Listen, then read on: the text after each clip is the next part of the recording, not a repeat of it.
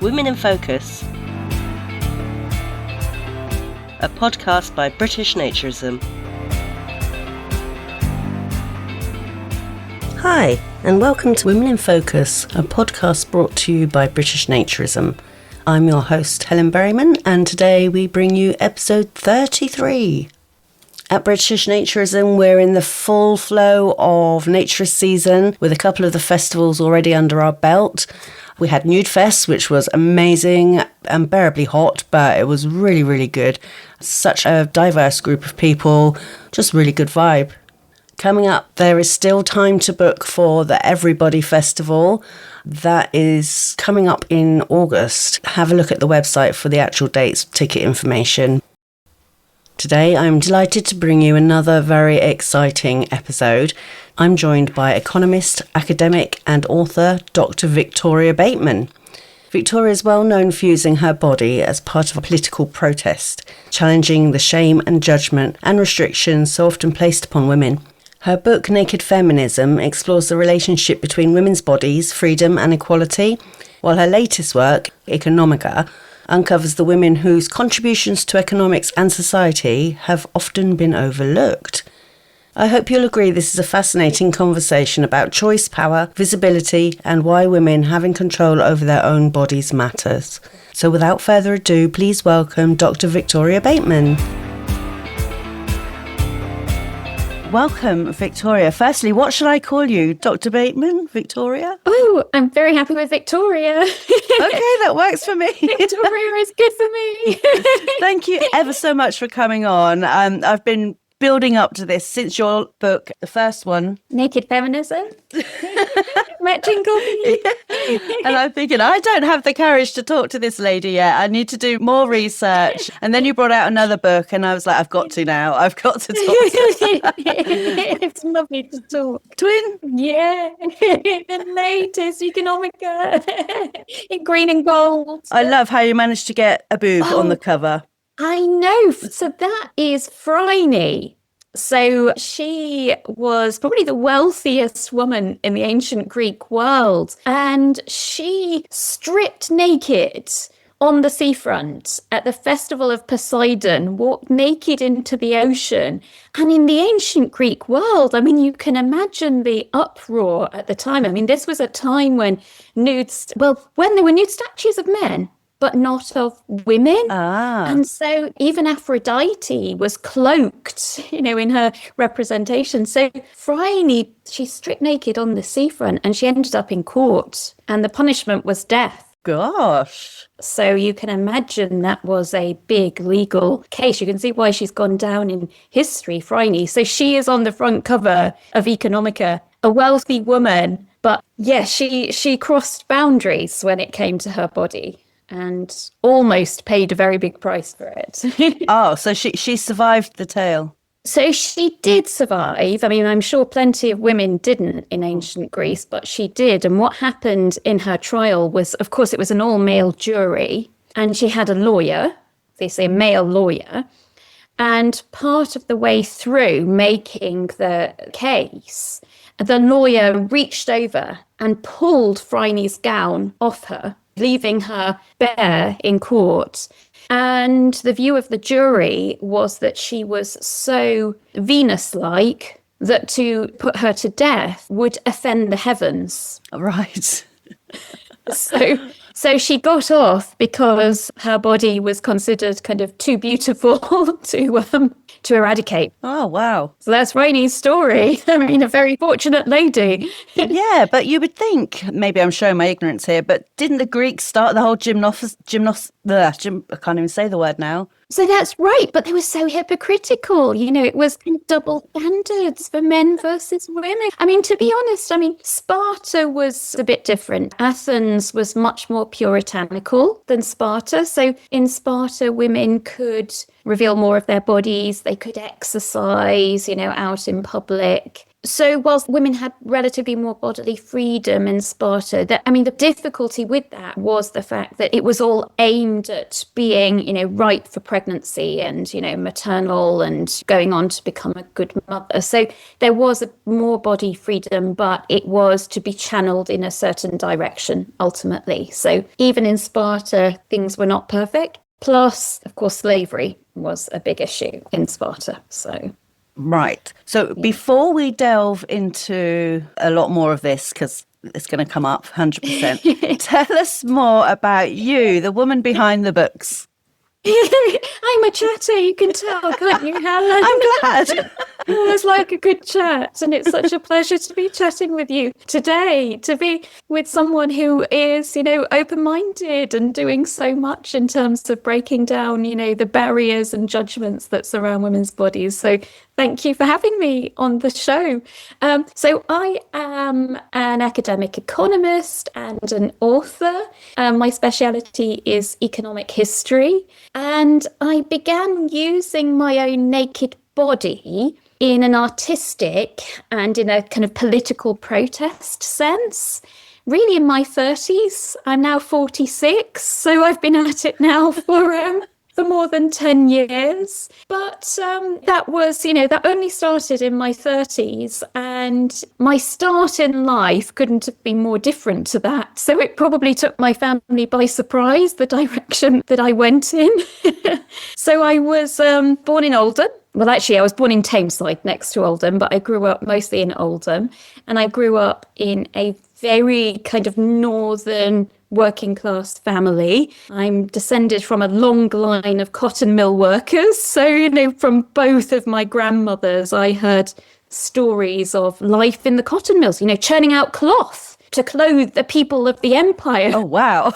As well as the people of Britain. So, that was my heritage, really. Industrial revolution, cloth making, Greater Manchester, a place that was known as Cottonopolis. And at the time that I was growing up in the 1980s, the north of England had passed its peak. Margaret Thatcher had come to power in 1979. There was really severe deindustrialization from that point. It had already set in, but in the 1980s, really, more and more cotton mills closing. So lots of joblessness, lots of poverty. I would say lots of inequality, except since everyone was poor, there wasn't much inequality because everyone was on the same level. And there was also in Oldham a lot of racial tensions.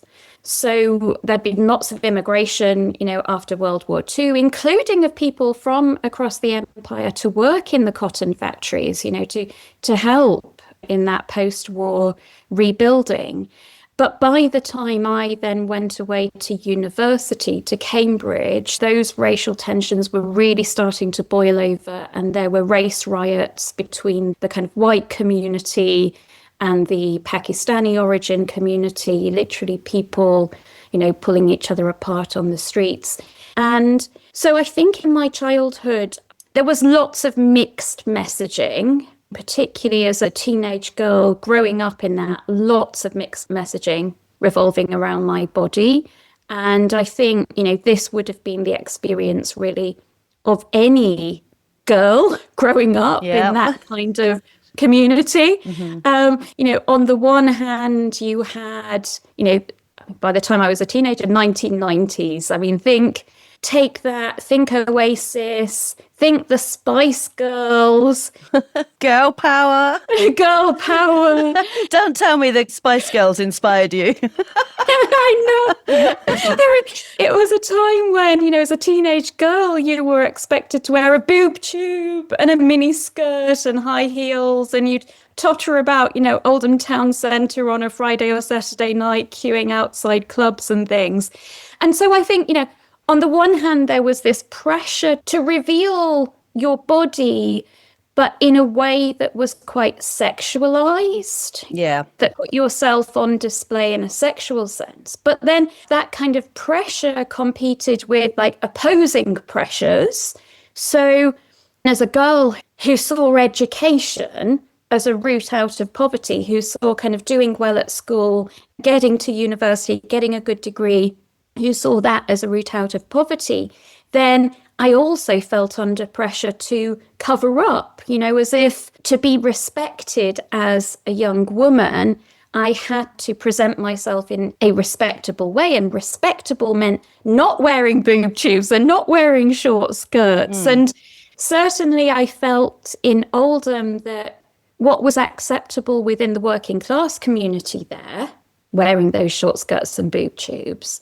Then if you came across like authority figures, that you would be seen as a piece of meat, you would be mistreated because of the way that you dressed. So, to give you one example, when I had to go to an orthodontic appointment at the local hospital, and I remember getting into the chair and I'd gone on my own. I was a teenage girl, I'd gone on my own because my mum was at work, I had no one to take me.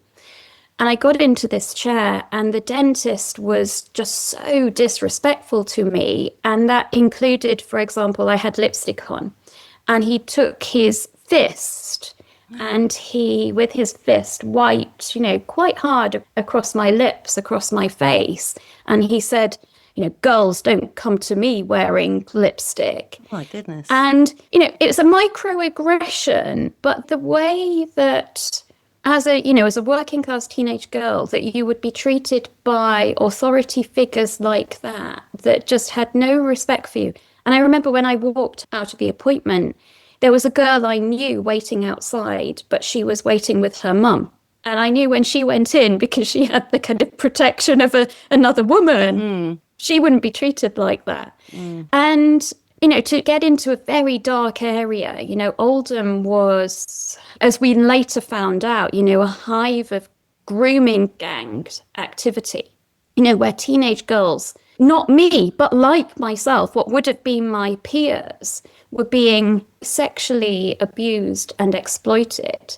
And in a way that went on for years. And it went on for years, not simply because of the way the abusers looked at those teenage girls. It was because the way authority figures looked at those teenage girls, the authority figures didn't have respect for them because they saw them as white working class trash. Yeah. In part because of the way that they dressed. And so I think, I had a lot of mixed messaging, mixed signals, a pressure to both dress in a sexualized way, but then pressure to kind of cover up in order to achieve respectability, in order to be taken seriously, treated better. Yeah. And I think all of that very mixed messaging, I really struggled with that. And in my 20s, as I got my degree from Cambridge, I then went to Oxford to do my master's degree and my PhD. I think I felt under more and more pressure to cover up in order to maintain this respectability, this academic respectability. And so it took until I reached 30 to really think, to hell with this.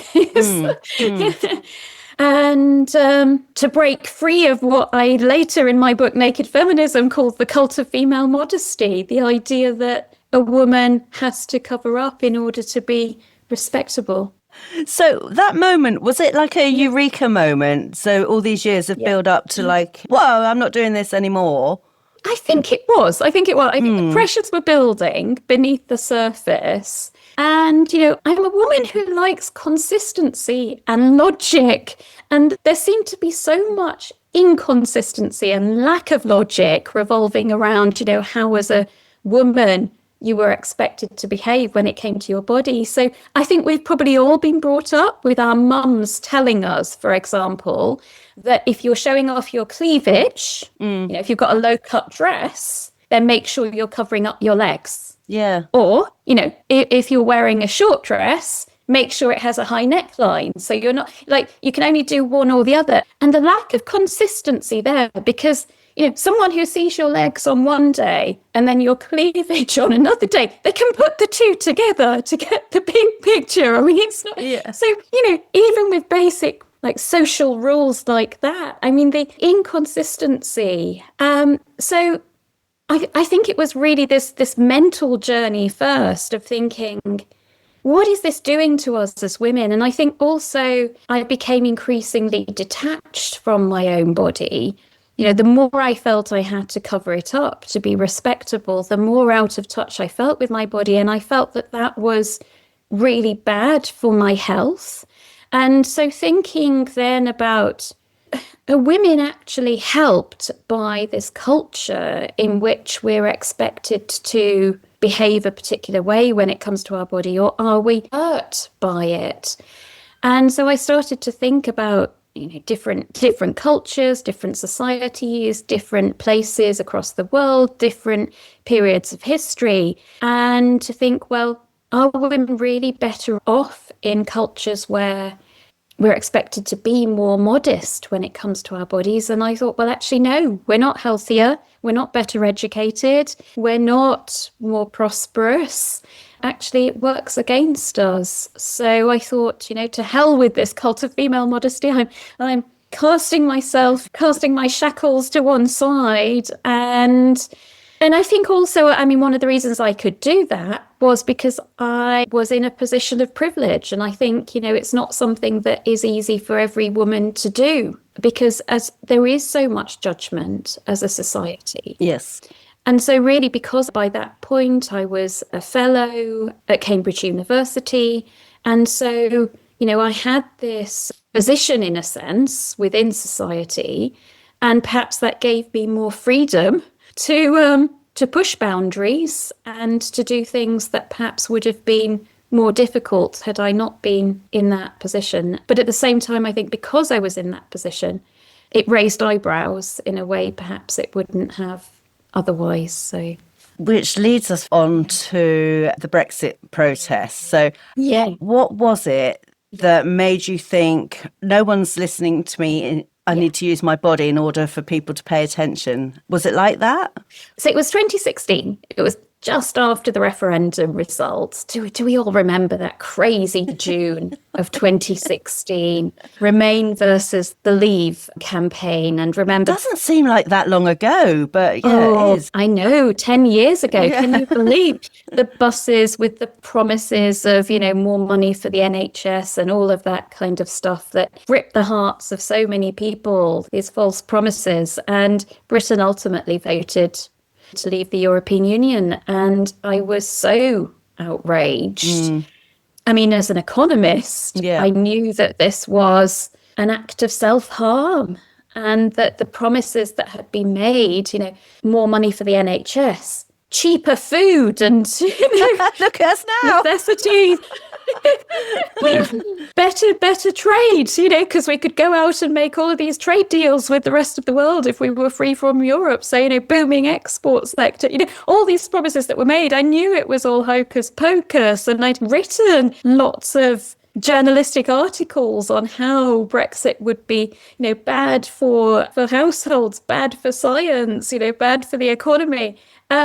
So I was really outraged that we were enacting this giant act of self-harm.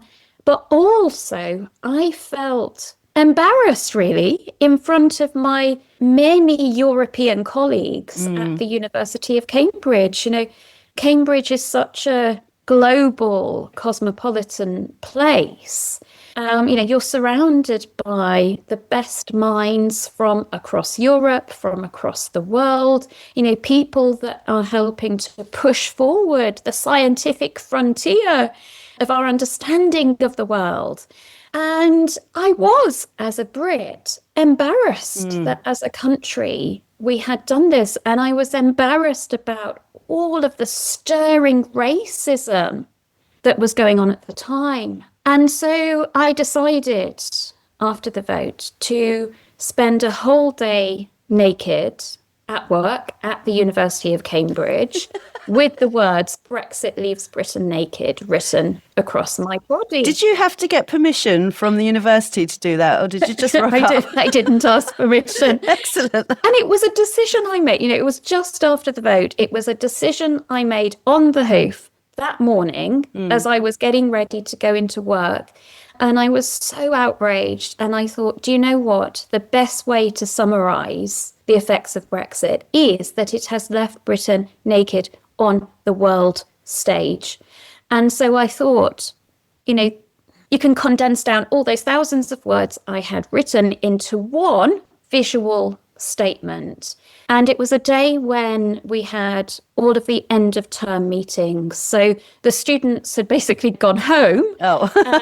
Lectures were over, but it was those end of year meetings because the academic year ends at the end of the summer term. And so I had meetings in the Faculty of Economics in the morning, and then I had meetings at my college in the afternoon.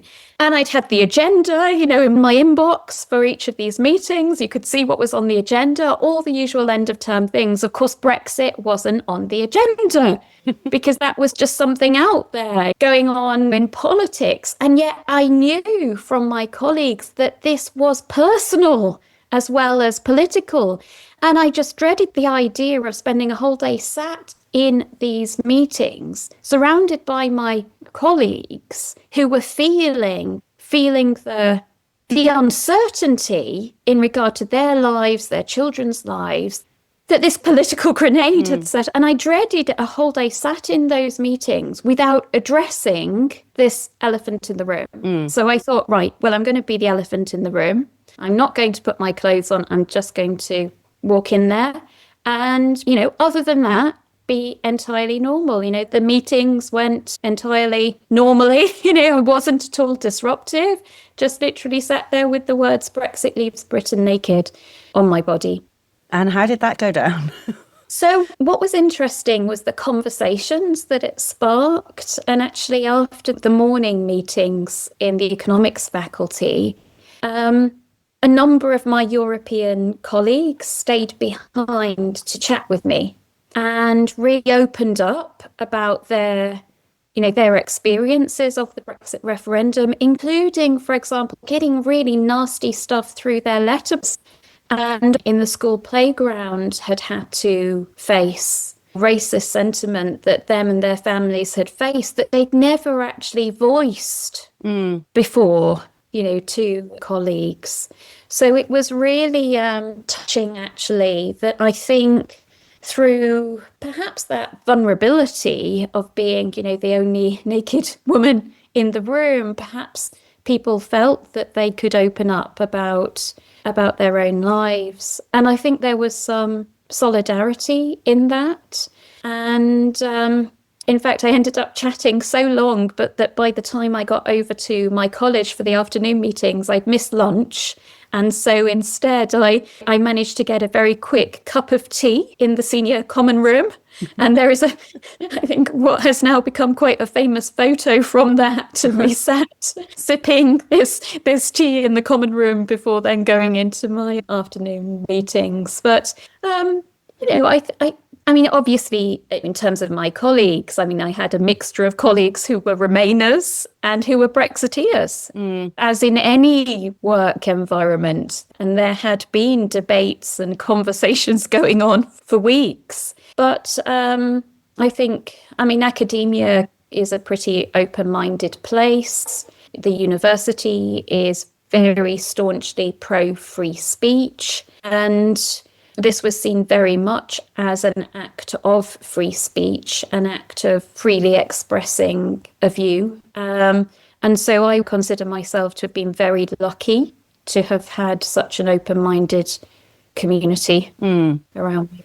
There's a couple of things there. You mentioned having the conversations with your colleagues who felt safe enough to offload onto you because perhaps you were naked and vulnerable. Now, we feel like that within naturism. Right. It is like a shared vulnerability because we're all naked, we're all in the same position, we're all vulnerable. And with that comes this overwhelming sense of trust. Yes. That isn't written down anywhere, but Yeah. it's a thing. It's lovely. And I think that's why so many people enjoy those naked spaces. Yeah. Have you ever done naturism or nudity because you want to enjoy it? Or has it always been an act of protest? If I'm honest, it's always been either in an artistic sense, so modelling for artists, which was really how it all began before the protesting, or in a protest sense. So, I mean, it all started really, as I say, in my early 30s and breaking free from that cult of female modesty, and for the first time really getting in touch with my own body. And the way that I wanted to almost celebrate that was by working with artists to create modern day, more realistic versions of the female nude. So yeah, it's not as easy as it looks, that life modelling. No, it's not. No, it is not. Oh, to be honest, I mean, it was whilst I was life modelling that I found this new respect for people, people whose livelihoods depend on their bodies as well as their brains, So for people like models who, because it's difficult, isn't it, standing in one position, not moving. We call it the model aches the next day. We're like, oh, my leg hurts, my back hurts.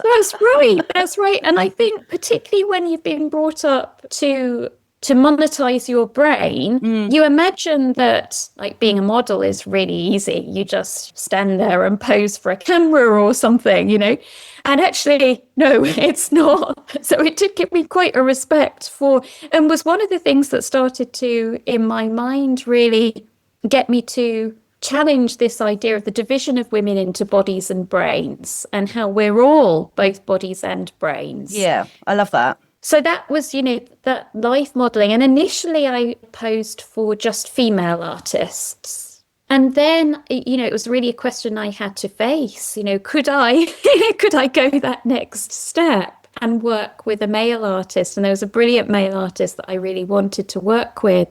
And I thought, well, I'm going to do it. And I'll just see, if I don't feel comfortable, then I'll just, stop there. Yeah. But actually, no, I did feel comfortable, and it was the most wonderful thing, and the most wonderful painting came out of it. And the artist, Anthony Connolly, who is now president of the Royal Society of Portrait Painters, so very prestigious position, and a brilliant artist, one of Britain's top portrait artists. I mean, so he asked, would I be happy for this painting to go in an exhibition?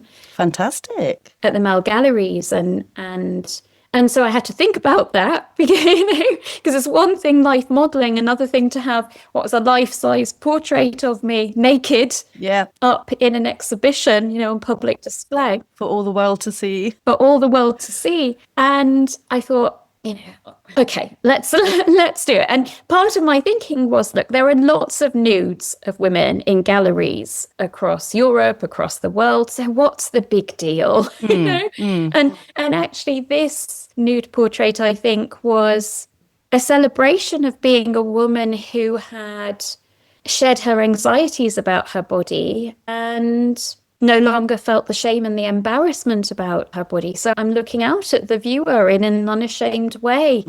It's my real body. I mean, there's nothing that has been, added on or subtracted to. The angle of the portrait is upwards rather than, straight on or downwards, which is inherently unflattering. So, there were lots of aspects of this painting that I felt were challenging, the traditional female nude. And so I thought, well, let's go for it. So I wasn't really expecting much of a reaction, but the press went wild. This was 2014. Not in a good way? I think they were shocked. Yeah. The Daily Mail did this double-page spread in which they censored my breasts and my crotch. They do that, yeah. With the university crest, the college crest.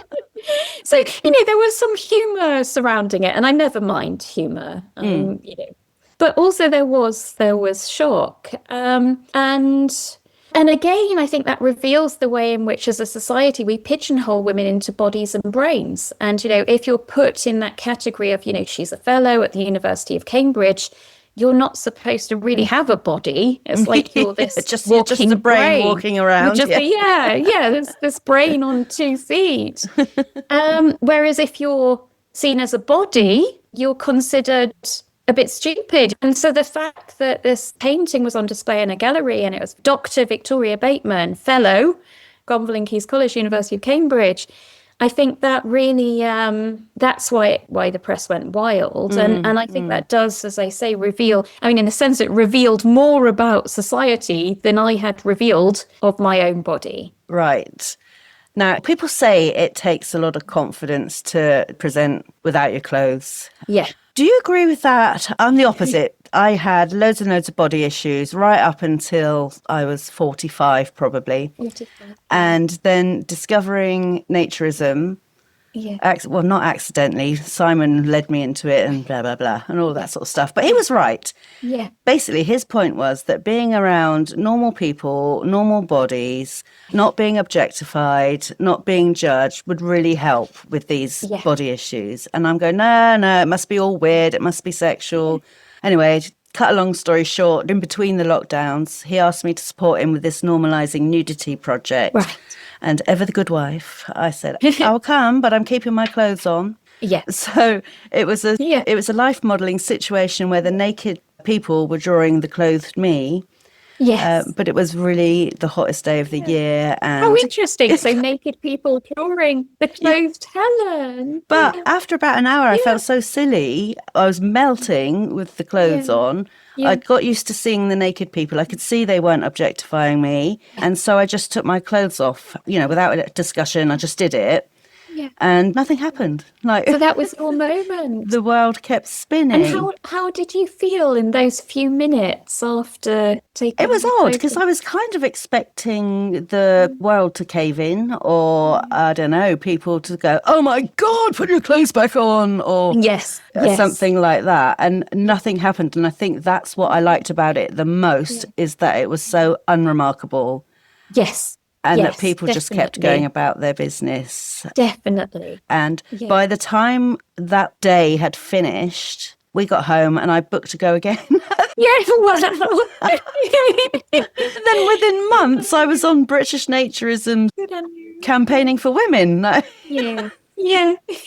So mine's been really short 5 years of from nothing, like vehemently against it, to like, I get it. Yeah. So like a eureka moment. A eureka moment, and completely unlearning all that society has taught me. Yeah. And I'm not here to be validated by men. Yeah. I don't need your approval. And I particularly don't need it from women. Yes. And women can be our worst enemies at times. Oh, I really think it's sad, isn't it? It's really sad. Yet with this Women in Naturism campaign, we're here giving each other confidence. Yeah. Yes. To show that there are women who will support other women in terms of breaking down those barriers around what we do with our bodies. Yeah, yes. That's such vital work, because you are right that when I think about, some of the negative reactions that I've had to using my body, sadly, quite a few of those negative reactions have come from other women. Right. And including women who are self-proclaimed feminists as well. Yes, I've seen that. Yeah. And I think what's really sad, as a society, the pendulum swings between periods of liberalism and periods of Puritanism. And I think, when Puritanism really takes a hold is when people like feminists start to buy into it. And I do think at the moment that increasingly feminists are buying into the cult of female modesty, this idea that modesty is a form of protection. And there are more and more books written by fellow feminists that suggest that, if only women covered up more, if only we were, say, less promiscuous, then we would have more respect from men. That, in other words, sexism is women's own fault because we don't behave decently enough when it comes to our bodies. But isn't that about retraining the men as to how they treat women's bodies? Well, this is what I think. I think the problem is never a woman's body. A woman's body is not a threat to anyone. A woman's body I mean, our breasts do not fire bullets. Our crotches do not launch weapons carriers. I mean, what is there to fear from the sight of a woman's body? But somehow man-made sin has been cast onto a woman's body. Yeah. And we're expected to bear that weight of male sin. And ultimately, I mean, it's what I talk about in Naked Feminism, this idea that modesty is a form of protection, it doesn't work. Simply a piece of cloth is not going to protect you. I mean, if only cloth was that powerful. Yes. But yes. I mean, you look at, for example, you look at women in Afghanistan today. Women who are expected to fully cover their bodies, their faces. They've been pulled out of school. They've been pulled out of the workplace. And that's all driven by a culture of believing that women's bodies are pure, that they need to avoid being polluted by men, and that the only way to maintain that purity of a woman's body is therefore for her to be all the time covered and for her not to be mixing with men so that they can't be either seen or touched by men. And think of how that is destroying women's lives. It means that girls can't go to school, they can't work, so they can't earn their own income, they can't travel on their own. If their head covering blows off in the street, they're carted off to a prison cell. So modesty isn't a form of protection. It actually constrains us. And so I think, what is dangerous is as a society when Puritanism reaches into the heart of feminism and sells us this idea of modesty as a form of protection, when actually it hurts us rather than helps us. Yeah. So I think you're right. I've got a little bit of a comparison. Yeah. A lot of people don't know this, but my first marriage was to a Muslim man. Right. And Right. I was 30. Right. And to go to his country, I was told that I had to wear a headscarf. Right. Okay. Yeah. Which was fine. I was in his country and I respected their ways. When in Rome? Yes. Until we went shopping. And even though I had a headscarf on, you can see the blue eyes, you can see the blondish hair as it was then. Yeah. And prices doubled because I'm British. To the point I had to stay at home. So I would be visiting the family, but I wasn't allowed to go out because I'm too expensive. Too expensive.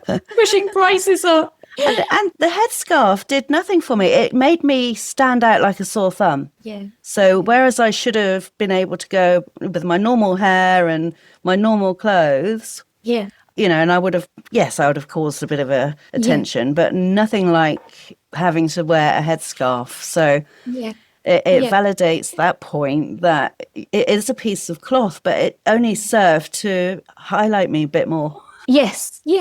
So another thing I talk about in Naked Feminism is actually how in societies where women are expected to cover up more of their bodies, how actually things like street harassment are higher rather than lower. And that, in a sense, because if you, as a society, if you hang a woman's worth on the degree to which she covers up her body, then anyone who isn't properly covering up their body is seen as fair game. Is seen as cheap, as worthless, and therefore as someone that you can target. And you're left as a woman feeling then that you can't reach out to the authorities to support you because they view you in the same way, as that the fault is yours rather than the perpetrator of the abuse. So I don't know how you felt, Helen, whether you felt actually more at street harassment, more people perhaps invading your personal space or that type of thing.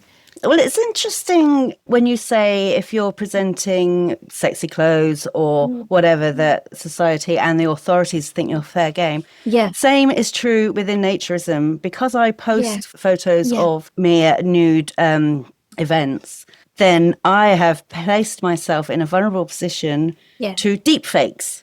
And so that's been going on lately, which is a crime, okay? So I have reported it. Yes. But because it only happened once, the police would not violate the other person's privacy. Goodness, right. Right. Wow. So if it happened more than once, then I've got a case and they will access their IPs, whatever they're called. I mean, and it all comes to consent, that just because you have chosen to reveal your body on a particular occasion or a particular context, it doesn't mean that other people then have the right to effectively force you to reveal in a way that you wouldn't have chosen to, so that element of choice still is so important. So important, I think. I'm really sorry to hear that, Helen. I've got a very thick skin. I can cope with it, but there are many you need it in this game. You do.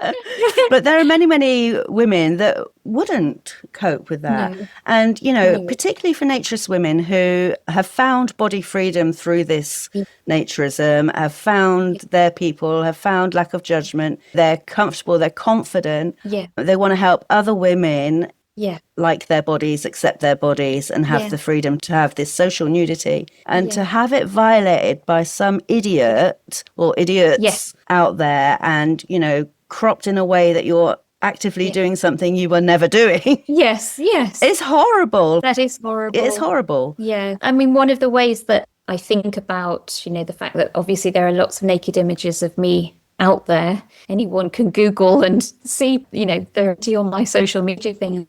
I feel that just because people have seen my body, it doesn't take a piece of me. Exactly. I'm still whole. Yeah. I'm still me. It doesn't lessen me in any way. And I think it's so sad, actually, when you're in a culture that does hang a woman's worth on who has seen and touched her body, because, how superficial is that? Because ultimately, at the end of the day, we're still the same people. And what matters is what's inside. So I think, I've got to the point that I don't worry about, those images of me that are out there. Doesn't matter to me whether 1,000, whether 1,000,000 people see them, because it doesn't take a piece of me. Yeah. I'm still the same person at the end of the day. Yeah. So also you must experience this as well. Trolling. Yeah. Isn't it lovely? I've learned soon on into this that not to really read the comments because they can be hurtful. Yeah. They can be. They really can be. We know it comes from a place where it's cowardice. Yeah. And that opinion of that person who's bored at home and has taken the time to criticize my appearance or my body or whatever it is. I'm not here to please you, matey, behind the keyboard. Well, I think you're exactly right, Helen. I think the other way to look at it is a woman who is shamelessly naked actually is a threat to the patriarchy. Yeah. Because actually the way that men have control over us is to make us feel embarrassed and to have this power of demeaning us. If we are shamelessly naked, they lose that power to embarrass and to demean us. And so how do they try and get back that power? It's to try and throw a load of criticisms. So the way that, men have power over women is this ability to embarrass and demean them based on, for example, forcibly revealing their bodies or through revenge porn or that type of thing.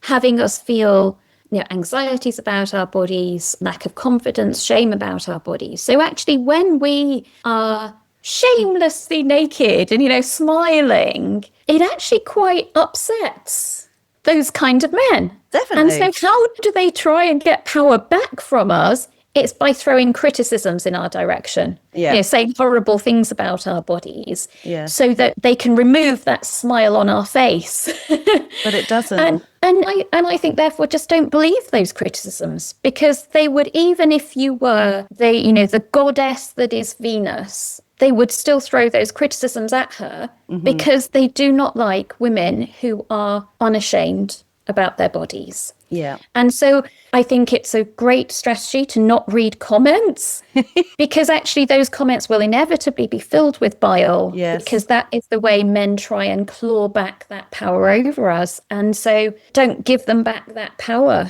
Don't read those comments. No. And if you do, then just think, well, they're going to say that because they're feeling disempowered. And so don't believe it and just carry on. Keep smiling, maintain your grace and your dignity as a naked woman. I think it's become less over the years, though. Like when I first became public with the nudity, there was a lot of all sorts of nastiness, all sorts of dick pics in my DMs. Oh, yes. Constantly. Yes.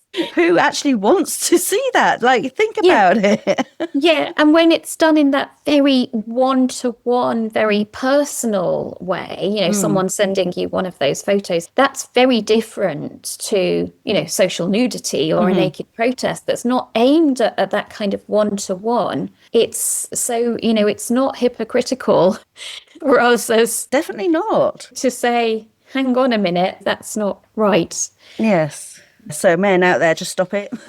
Yeah. Nobody wants it. We don't want it. Right. Something that really struck me is that you do not separate a woman's economic freedom from her bodily freedom. Yes. Why are those two things connected? Such a great question. Yes. So women cannot be free unless they have control over their own body. And, you know, my body, my choice, I think, is such a powerful concept. And I think it's one that we tend to apply in quite a narrow sense. We tend to think about it in relation to birth control and abortion rights and that type of thing. But I think we need to think about it much more widely than that. Agreed. Yeah. And I do think countries where women are judged, women's worth depends on their bodily modesty, are countries where women have less access to education because, for example, their parents worry about what they'll get up to when they're away from home. They have less access to work because their husbands worry about, you know, other men potentially polluting their wives. They have less access to healthcare because, for example, women might worry about, you know, having a male doctor and the male doctor kind of touching and seeing their body. I mean, in some countries, even just going for a smear test is seen as a mark of harlotry. Right. So, you know, in countries where women have to be very guarded about their bodies, women are less educated, they have less access to the workplace, and they're less healthy.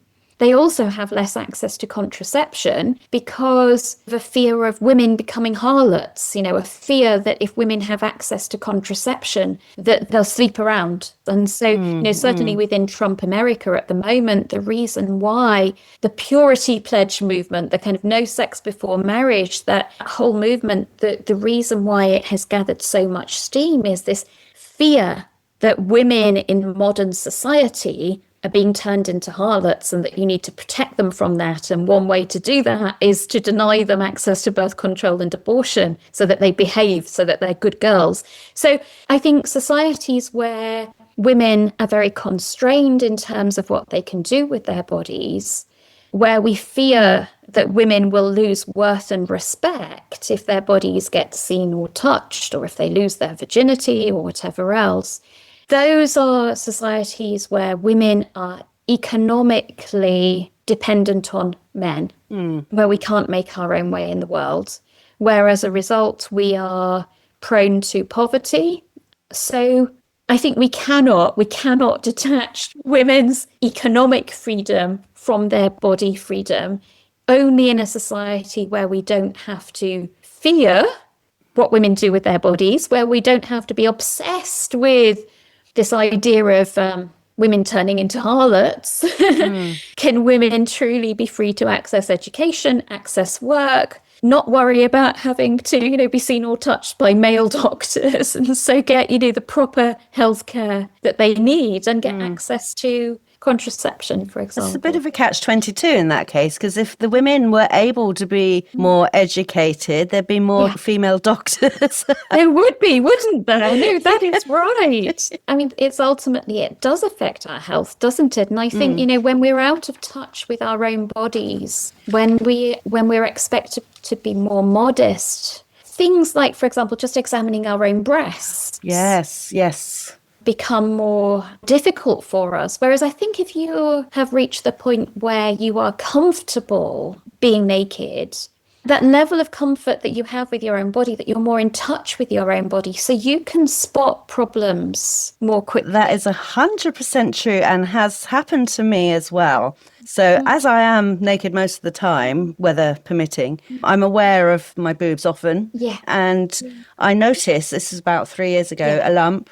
And I'm like, well, that wasn't there before. And I went to the hospital, got it looked at. And luckily it was nothing sinister.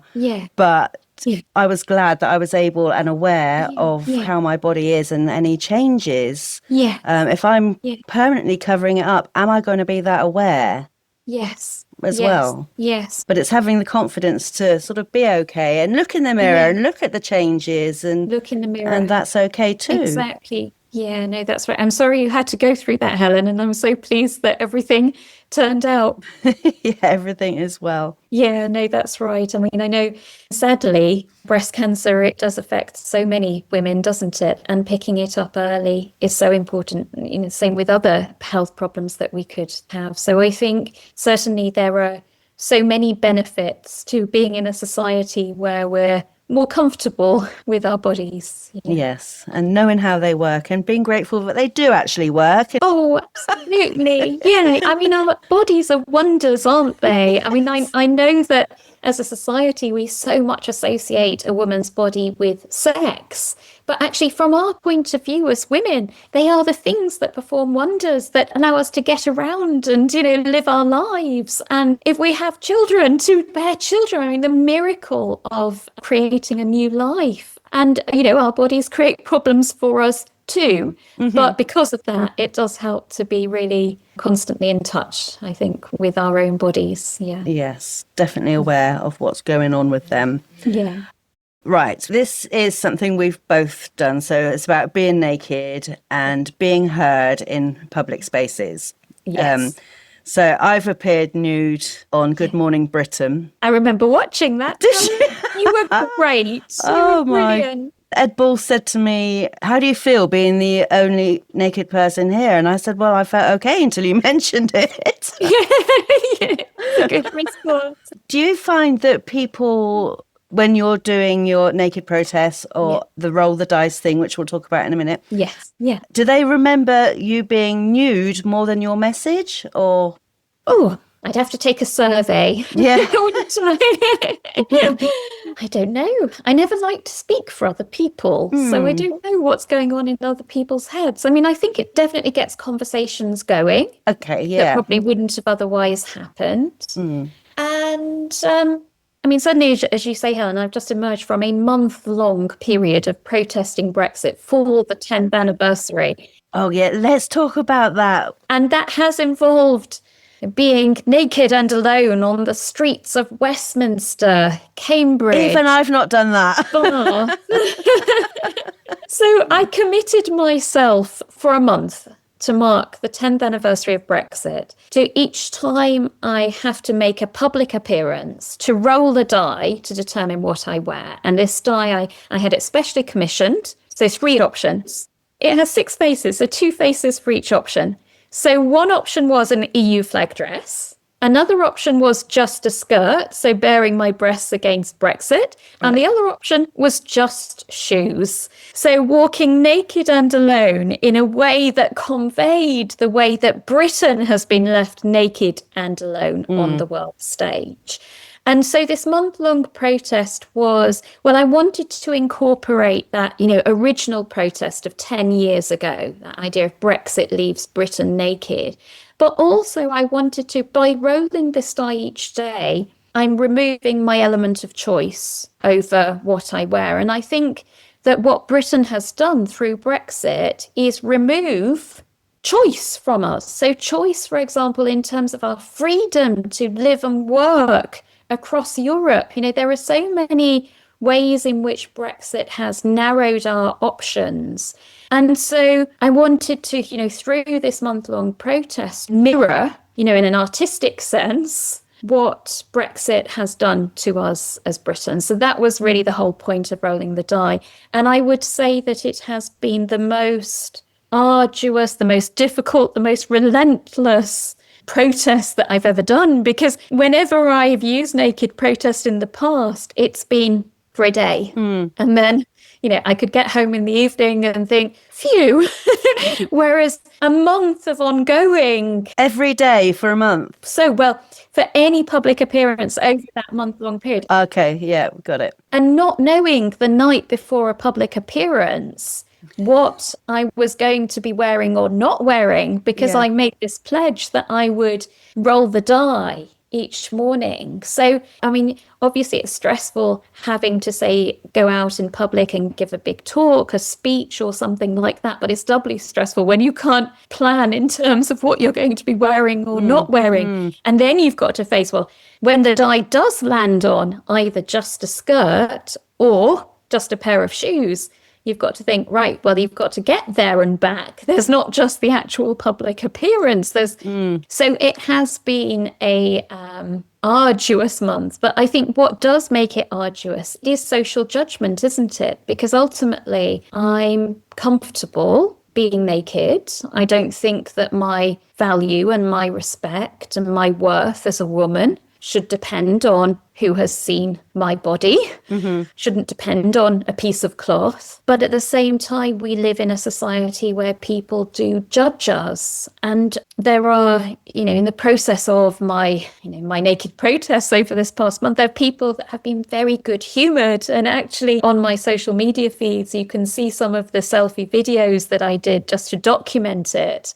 And you can hear, for example, horns tooting, you can hear giggles in the background and things like that. And you can see some people who just carry on regardless, they keep calm and carry on British attitude. Well, there's some people that didn't seem to notice at all in the streets, and you're walking by and I'm like, no one's looking. Yeah, which is lovely. Yeah. But, there have been at the same time some difficult moments that are perhaps not caught on camera, including an American lady in Bath who believed that what I was doing was illegal. Oh, right. No. So, we had a very calm discussion. She was American in Britain. The Puritans left for America and they're still there, sadly.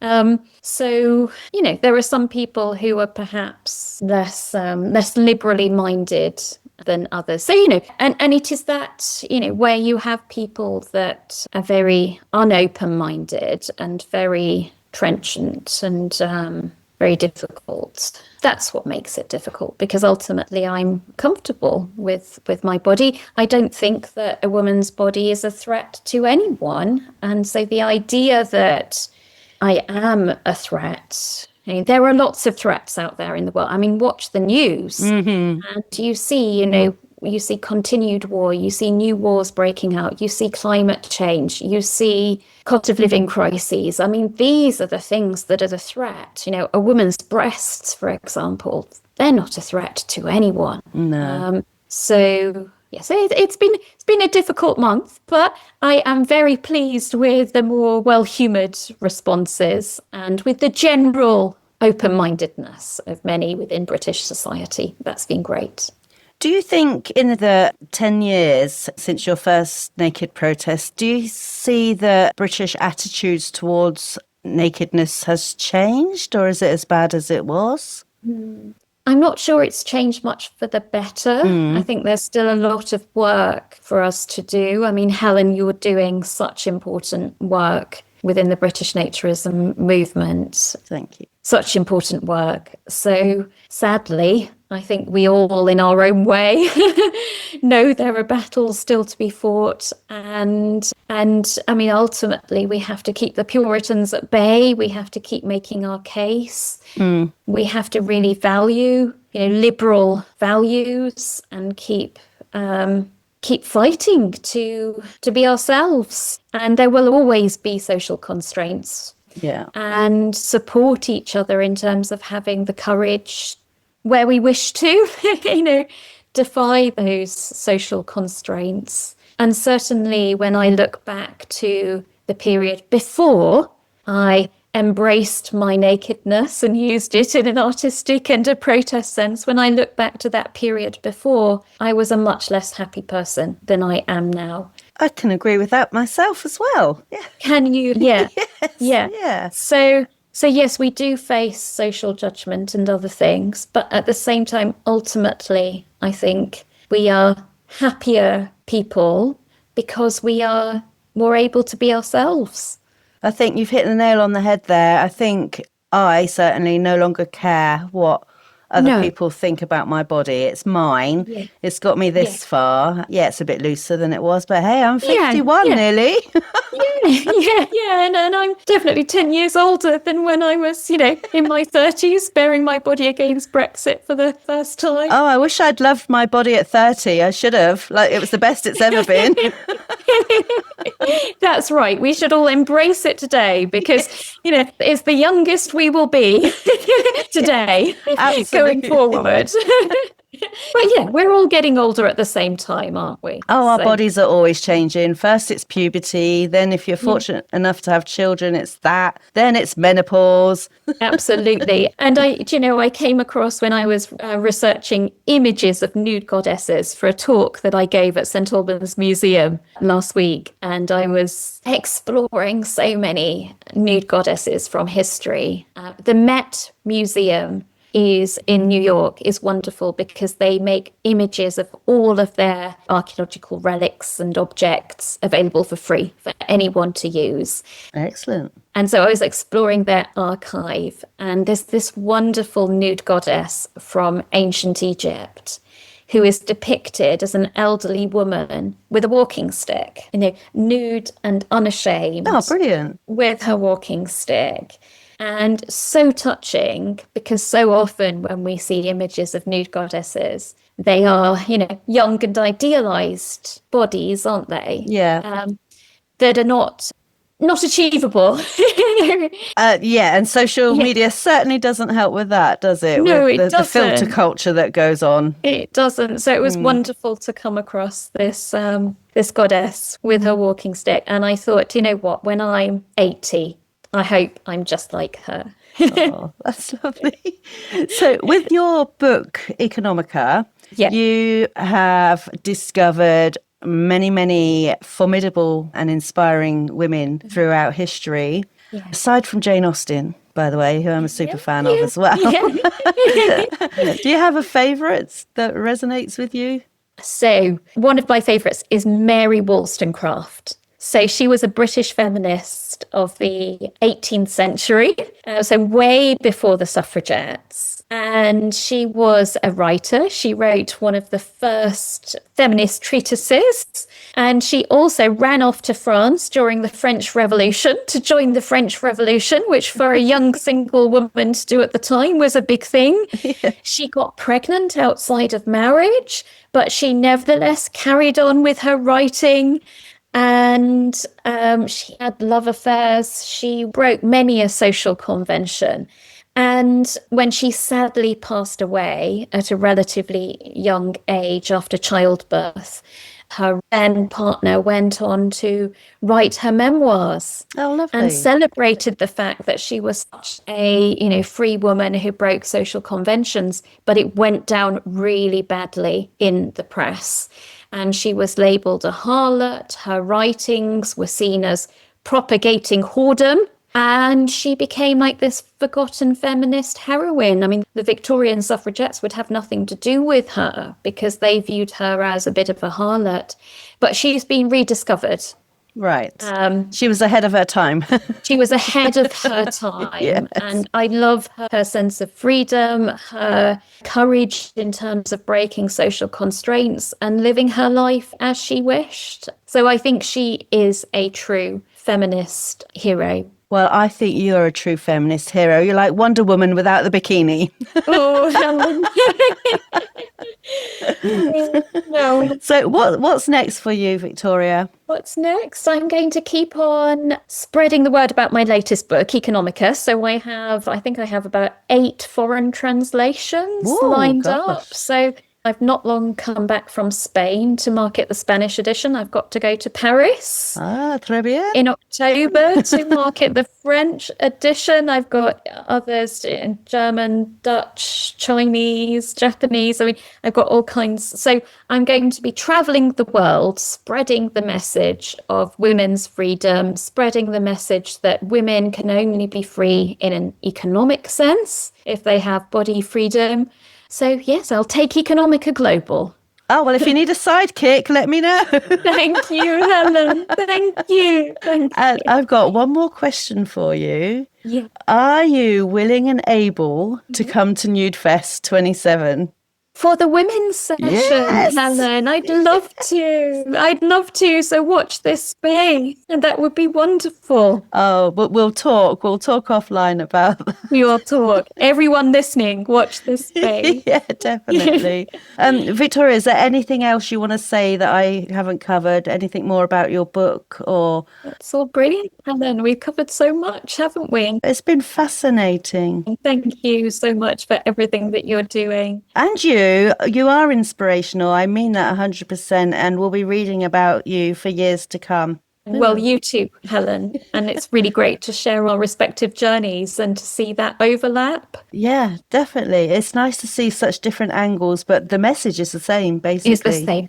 It is. It is. Great. So if people want to follow you, if they don't already, I'm sure they do, we'll put all your details on the show notes. Oh, it's been brilliant. I knew it would be. Thank you. And good luck with whatever you do next and your travels. Thank you, Helen. Thank you. I always follow your feed anyway. So thank you. I'm always there in the background rooting for you. Likewise. Take care. You too, Helen. Bye. Bye. Oh my gosh, what a fascinating conversation. Really thought-provoking, and my thanks to Dr. Victoria Bateman. What really stood out to me was the connection between bodily freedom and economic freedom. Women cannot be truly equal while our bodies continue to be judged, controlled, or used as a reason to limit our choices. Victoria and I approach body freedom in very different ways. Her nudity is often used as a direct form of artistic or political protest, whereas mine is rooted more in naturism, normalisation, and helping women feel more comfortable in our own skin. Our methods may be different, but ultimately the message is the same. A woman's body belongs to her, and she should have the freedom to decide how it's seen, understood, and expressed. Victoria's willingness to use her own body to challenge society's expectations is really powerful. Whether or not everyone agrees with her methods or political views, she certainly encourages us to question why women's bodies continue to create such discomfort and threat. As always, please remember to like, subscribe, share. Your engagement really matters to us. Please write to us. Happy to hear your suggestions. Thank you for listening to the Women in Focus podcast. Again, please share this episode with anyone who may find this interesting, and follow the podcast so you don't miss future episodes. I've been your host, Helen Berryman. Join me next time as we bring more Women in Focus.